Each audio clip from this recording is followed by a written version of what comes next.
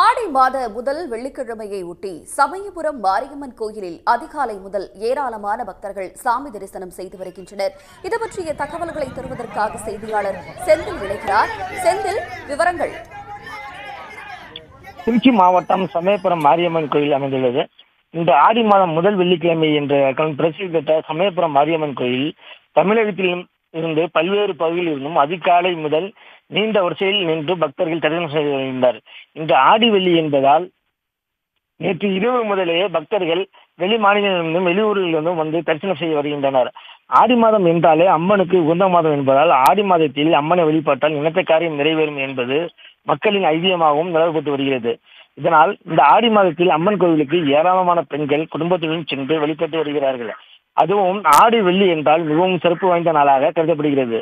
இந்த நாளில் ஆயிரக்கணக்கான பெண்கள் குடும்பத்துடன் அதிகாலை முதலே இன்று அம்மன் கோவிலுக்கு சென்று வழிபட்டு வருகின்றனர்.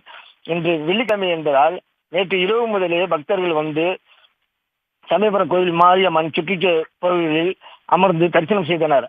ஆடி முதல் வெள்ளிக்கிழமையான இன்று சக்தி தலங்களில் பிரசித்தி பெற்றதும் முதன்மையான திருச்சி மாவட்டம் சமயபுரம் மாரியம்மன் கோயிலில் தரிசனம் செய்து வருகின்றனர். திருச்சி மாவட்டம் இல்லாமல் பெரம்பலூர், அரியலூர், புதுக்கோட்டை, கரூர், கோயம்புத்தூர் மற்றும் பல மாவட்டங்களில் இருந்து சாமி தரிசனம் செய்ய நீண்ட வரிசையில் காத்திருக்கின்றனர்.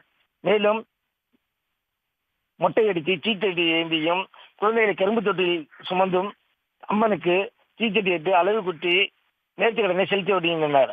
ஆடி மாதம் என்பதால் கோவிலில் சாமி தரிசனம் செய்துவிட்டு செல்லும் பக்தர்களுக்கு கோயில் விழா சார்பில் கூட பானாக்கும் பிரசாதமும் வழங்கப்பட்டு வருகிறது.